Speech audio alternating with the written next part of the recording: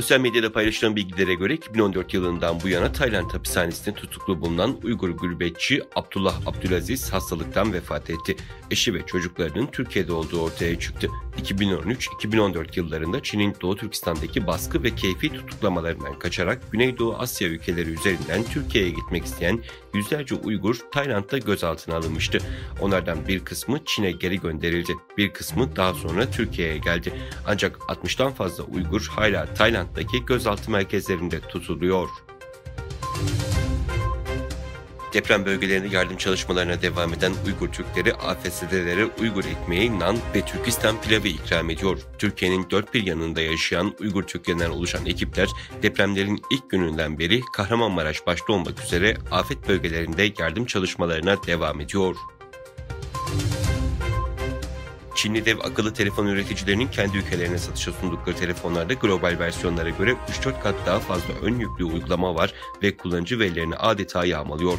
İrlandalı araştırmacıların hazırladığı rapora göre Xiaomi, Oppo, OnePlus gibi Çinli markalar kendi ülkelerinde alabildiğine reklam ve casus yazılım barındırıyor. %70 oranında Android işletim sisteminin kullanıldığı Çin'de bu yazılımlarda izinsiz bir şekilde kullanıcı verilerini işliyor. Çin, 2022'nin başından bu yana ABD'ye ait ondan fazla yüksek irtifa balonunun hava sahasına girdiğini ileri sürdü. Dışişleri Bakanlığı Sözcüsü Wang Wenbin, ABD'ye ait yüksek irtifa balonları yalnızca geçen yılın başından bu yana Çin otoritelerinin izni olmadan hava sahamızda ondan fazla yasa dışı uçuş gerçekleştirdi, dedi. Kirby bu iddiaların kesinlikle doğru olmadığını belirterek Çin'in üzerinde balon uçurmuyoruz, bu kesinlikle doğru değil ifadesini kullandı. Türkiye'de 10 ilde büyük yıkıma sebep olan depremlerden sonra Çinli bir diplomat yapımında yer almadıkları Türkiye-Güney Kore ortaklığında inşa edilen Çanakkale Köprüsü'nün sağlam olduğu ile ilgili bir paylaşım yaptı. 1915 Çanakkale Köprüsü, pazartesi günü meydana gelen depremlerin merkezi olan Kahramanmaraş'a yaklaşık 1200 kilometre uzakta bulunuyor. Kuzey İrlanda kenti Belfast'ta Çin'in başkonsolosu olan Zhang Maifang Twitter paylaşımında Çin'in Türkiye'de inşa ettiği köprü depremi atlattı yazdı.